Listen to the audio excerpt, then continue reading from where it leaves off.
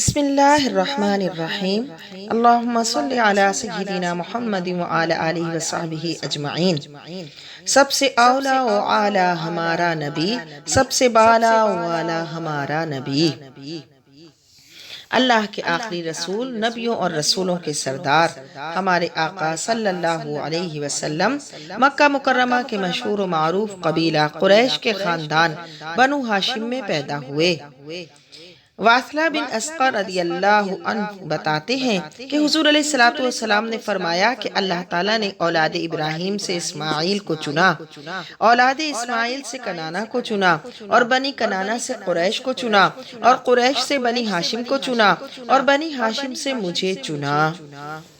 یعنی ہمارے آقا صلی اللہ علیہ وسلم کی ذات مبارکہ تمام اولاد ابراہیم میں سب سے افضل و اعلیٰ ہے۔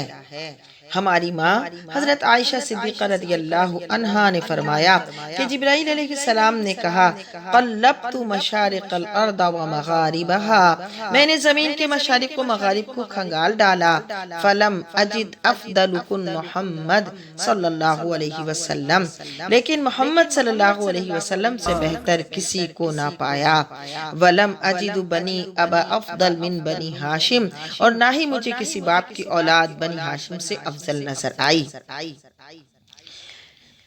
حضور علیہ السلام ایک نبی کی پشت سے دوسرے نبی کی پشت میں منتقل ہوتے رہے، یہاں تک کہ آپ کی والدہ ماجدہ سے آپ دنیا میں تشریف لائے۔ حضرت علی رضی اللہ تعالیٰ عنہ کی روایت ہے کہ حضور علیہ السلام نے فرمایا کہ میں نکاح سے ظاہر ہوا ہوں، ناجائز طریقے سے نہیں، آدم علیہ السلام سے اس وقت تک جب کہ میرے والد اور میری والدہ نے مجھے جنا، مجھے زمانہ جاہلیت کی کسی غلط چیز نے نہیں چھوا۔ علامہ آلوسی رحمت اللہ علیہ فرماتے ہیں کہ اللہ تعالیٰ کے نبی اس کے تمام بندوں میں سے منتخب ہوتے ہیں اور اس کی تمام مخلوق سے بہترین ہوتے ہیں، اس لیے انہیں ایسے عناصر سے چنا ہے جو کریم ہیں، اور ایسے رشتوں سے انہیں مضبوط کیا ہے جو نہایت ہی پختہ ہیں، تاکہ ان کے نسب کی ہر اعتراض سے حفاظت کی جائے اور ان کے منصب کو ہر عیب سے بچایا جا سکے، تاکہ لوگوں کے نفوس ان کے سامنے سر جھکا دیں اور ان کے دل ان کی باتوں کو غور سے سنیں، تاکہ لوگ ان کے احکام کی تعمیل سرعت سے کریں اور ان کے احکام کی تعمیل میں سراپا اطاعت بن سکیں۔ حضور علیہ السلام کے آباء و امہات اپنے اعتقاد میں اللہ کی توحید کے قائل تھے، قیامت اور حساب پر ایمان رکھتے تھے، اور ملت حنفیہ کے احکام کے پابند تھے۔ ان میں نہ تو کوئی بت پرست تھا، نہ مشرک تھا، نہ کوئی بد عمل اور بد کردار تھا۔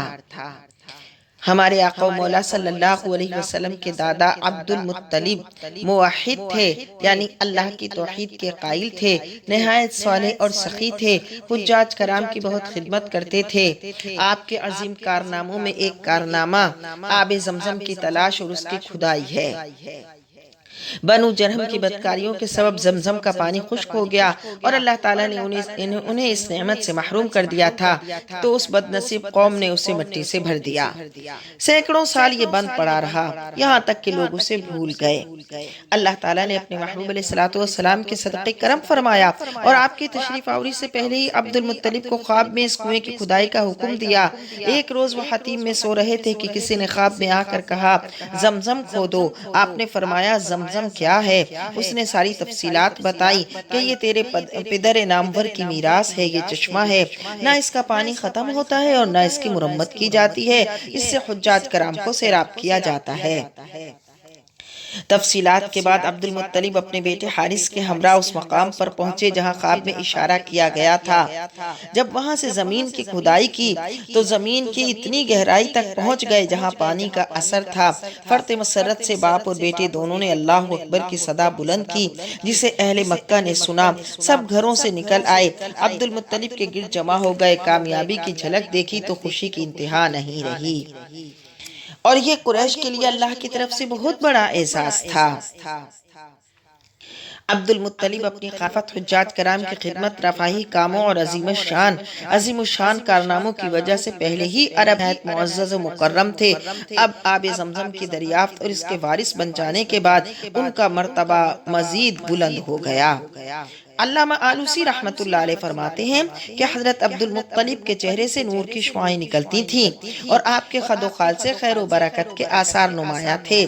وہ اپنی اولاد کو سرکشی اور ظلم سے منع کرتے تھے، انہیں مکارم اخلاق اپنانے کی ترغیب دیتے تھے اور گھٹیا کاموں سے انہیں روکتے تھے۔ آپ کی دعا ہمیشہ قبول ہوتی تھی۔ آپ نے اپنے لیے شراب کو حرام کر لیا تھا۔ وہ پہلے شخص ہیں جو غار ہرا میں جا کر عبادت کرتے تھے۔ جب ماہ رمضان کا چاند دیکھتے حرا میں تشریف لے جاتے، مسکینوں کو کھانا کھلاتے۔ آپ کے دسترخوان سے پرندوں اور وحشی جانوروں کو بھی خوراک مہیا کی جاتی تھی۔ آپ کے جسم اطہر سے خالص کستوری کی خوشبو آتی تھی۔ قریش کو جب قحط کی مصیبت گھیر لیتی تو وہ آپ کے وسیلے سے بارش کی دعا کرتے اور اللہ تعالیٰ آپ کی برکت سے موسلادھار بارش برسا دیتا۔ بلا شبہ حضرت عبد المطلب کو یہ تمام فضائل صرف اور صرف اس لیے نصیب تھے کہ ان کے پشت مبارکہ سے نبی آخر الزمان صلی اللہ علیہ وسلم کی ولادت مبارکہ ہونے والی تھی۔ پھر اسی طرح واقعہ فیل پیش آیا اور اللہ تعالیٰ نے بیت اللہ کی حفاظت فرمائی۔ یہ بھی حضور علیہ الصلوۃ والسلام کی برکت تھی۔